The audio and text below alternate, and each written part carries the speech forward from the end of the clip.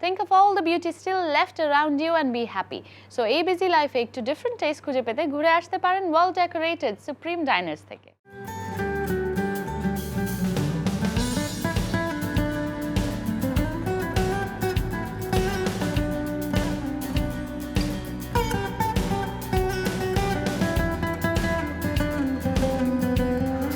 Supreme Diners 2009 এর 31 December open হয়।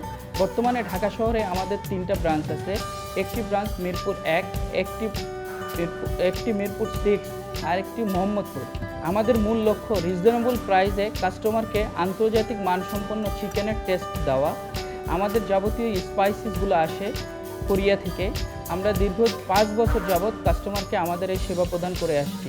আমাদের এখানে অনেকগুলো চিকেন আছে, যার ভিতর কোরিয়ান ইয়ামটা আমাদের সবথেকে উল্লেখযোগ্য একটি ফুড। আমাদের টার্গেট অফ কাস্টমার হচ্ছে below 25। This type customer coming here too much. আমাদের ফুডের যে গুণগত মান, আমরা আশা করছি একটি কাস্টমার একবার এই স্বাদ গ্রহণ করলে তাকে বারবার এখানে আসতে হবে।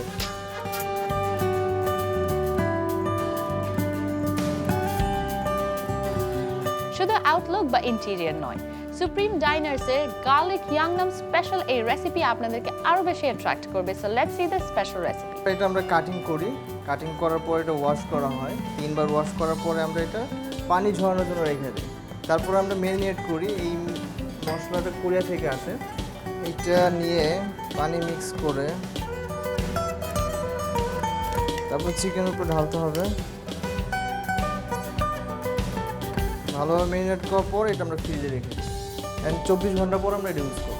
আচ্ছা, আমরা এখন গার্লিক ইয়াং সসের উপকরণগুলো বলতেছি। এটা হলো গার্লিক কিমা করা থাকবে, এটা হলো ক্যারট অনিয়ন মিক্স, এটা হলো কর্নফ্লাওয়ার, এটা হলো টমেটো সস, এটা হলো সয়া সস, এটা হলো অয়েল, এটা হলো সুগার, এটা হলো সল্ট, এটা হলো চিলি পাউডার, আর এটা হলো সিনামন পাউডার।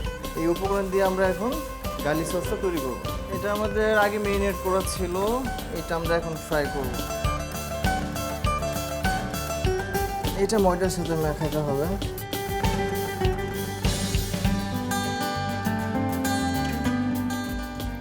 যাতে ময়দাটা চিকেনে ধরে। শেষ হওয়ার পর আবার এটা এখন এটা ছেড়ে দেব। 11 মিনিটের মধ্যে হতে হবে। 11 মিনিটের বেশি হলে স্বাদ পাওয়া যাবে। এখন আমরা গার্লিক ইয়াং সসটা বানাবো।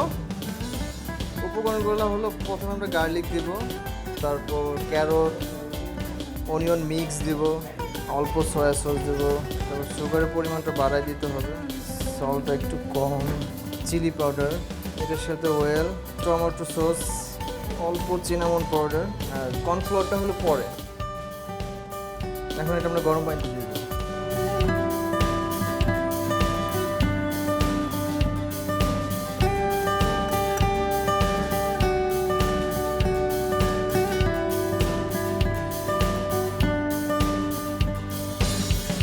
তারপর কর্নফ্লাওয়ারটা দিয়ে দেবো।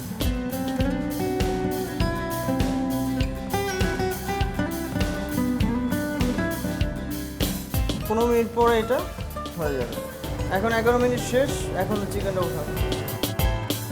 এখন এটা গার্লিক সসে ভিজাবো।